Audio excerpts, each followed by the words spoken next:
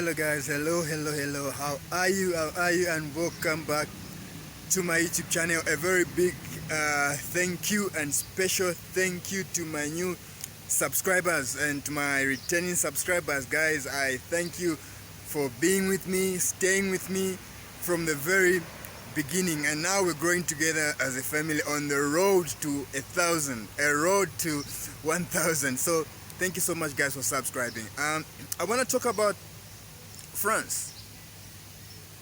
You know the part that France plays in destabilizing some regions in Africa.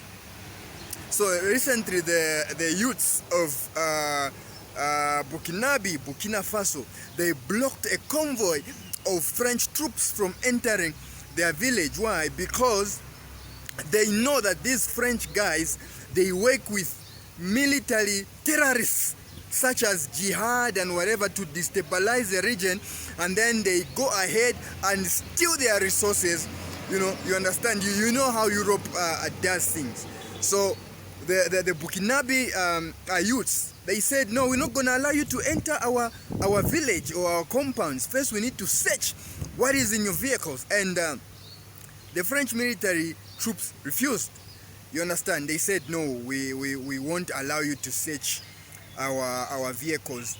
Reason being is there was something fishy in those vehicles, and I am clearly convinced that in what was in those vehicles, it was weapons to arm those jihadists, weapons to harm those terrorists, so that they may continue to destabilize the region, to harass and terrorize the locals in that region.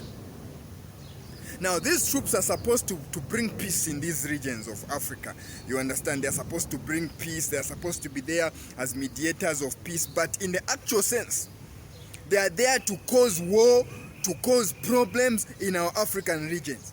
And France, let me tell you something.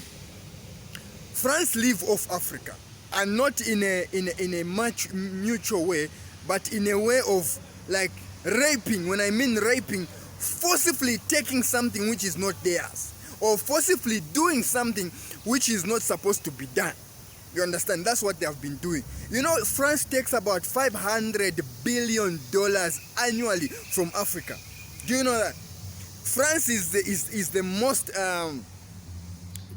let me not say dirty, let me say is the most, let me not say corrupt, but it's the most amongst all these guys who have colonized Africa. Because recently Germany wanted to compensate Namibia for their massacre, for the genocide that they committed in Namibia. Namibians refused. They said, you cannot buy life that you killed with money or silence us with money. We don't want your money. Now France, they don't even do that. You understand? Recently a jet of French army was captured flying above a certain part of Africa and dropping tear gas amongst the protesters. You know, us youths now, we are waking up. We are not like our ancestors who were all for peace. If we don't like something, we're going to stand up and revolt against such. So France is not needed in Africa. They must return back to France and leave our continent alone.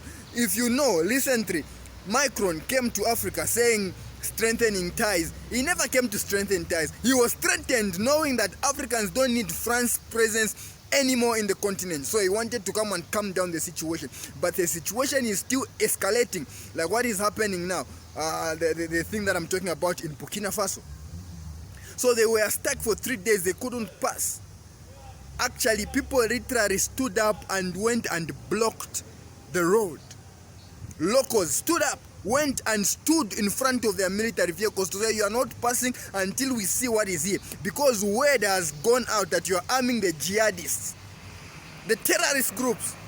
And then they'll come on their medias like France 24 and talk as if there is too much happenings in Africa which are very bad, too much human rights which are being violated. But they are the ones who are violating human rights. They don't want to talk about that. France, you are not needed in Africa. And Bukinabe youths and residents, I salute you, my African brothers and sisters. Let us unite. Let us stand against this injustice, and Europe must know their place. So guys, thank you so much for watching, and sharp. Thousands of people took to the streets in Ouahigouya, capital of the northern region of Burkina Faso, on Friday to protest against insecurity. The protest followed a call for a ghost town launched by the Save Yatenga movement in tribute to victims of terrorism. On Friday, schools, markets, and stores in the city were closed. Last week Sunday, at least 53 people, including 49 gendarmes, were killed in an attack by suspected jihadists in the region. What do they carry? What do they take with them every time that they leave for the Sahel? What we want today is that they are not going to pass. Even if we're going to spend 2 months here, we're set. We're not going to move. We don't want to negotiate. We're not asking for anything. What we're asking is just one thing: they can go home. This country is going badly. The country is going very, very bad. It's not even getting better. On the political side, it's not going well. On the opposition side, it's not going well either.